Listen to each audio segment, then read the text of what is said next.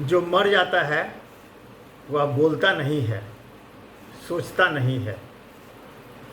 जो बोलता नहीं है, जो सोचता नहीं है, वह मर जाता है।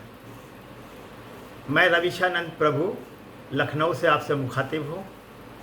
आज वही लोग मरे हुए नहीं हैं जो शरीर से मृत्यु हो जाते हैं या मर गए हैं। बहुत सारे लोग जीवन में मृत्यु के समान है, मृत हैं। दूसरे के लिए तो मृत ही हैं। कहते हैं कि when ever you become good for others, when ever you become good for others, you became best for your self. यदि आप दूसरों के लिए अच्छा बनते हो तो आप अपने लिए बहुत अच्छा बन जाते हो। इसलिए कभी भी समाज में कहीं भी आप कुछ आपराधिक घटनाएं देखें, खासकर महिलाओं, बच्चों के प्रति छेड़छाड़ देखें, कुछ भी ऐसा असुरक्षा की भावना देखें, तो मुखर रूप से उसका विरोध करें। जहाँ तक संभव हो सके ज़रूर बोलिए। बहुत बार आज जो आपराधिक घटनाएं महिलाओं, बच्चों के प्रति हो रहा है समाज में, कलकत्ता में हुई है और भी जगह होती रहती है। यूपी में होता है, लेकिन यूपी में जो होता है उसके शासन प्रशासन तो ऐसा उपाय करता है कि लोगों में डर जरूर है, इसका असर है। लेकिन पूरे देश में अगर अगर लॉ एंड ऑर्डर पर महिलाओं के प्रति या जो आपराधिक घटनाएं हो रही हैं, बच्चों के प्रति जो हो रही हैं, अगर उसको कम करना है तो इसके लिए आपको जागना होगा, बोलना होगा, सोचना होगा कि हर जगह माता पिता किसी बच्ची या महिला के साथ उसका पति नहीं रह सकता है, हर जगह नहीं है। या आप हैं, हम हैं, समाज के लोग हैं, तो मरे हुए लोगों की तरह व्यवहार मत कीजिए। कुछ लोग घटनाएं होती हैं तो वीडियो बनाने लगते हैं, ये मतलब हद है। और कलकत्ता में जो हुआ है, जहाँ भी हुआ है, अभी तो जांच चल रही है, लेकिन आप इतना जान लीजिए ऐसा क्यों हुआ है।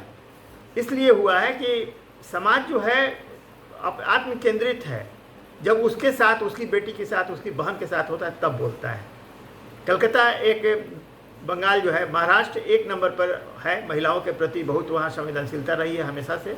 और बंगाल भी हम जहाँ तक समझते हैं 30 के दशक, 30 साल 40 साल पहले जब ज्योति बसु का शासन था, महिलाओं का बहुत सम्मान था और वहाँ इस तरह की आपराधिक घटनाएं नहीं होती थी। ममता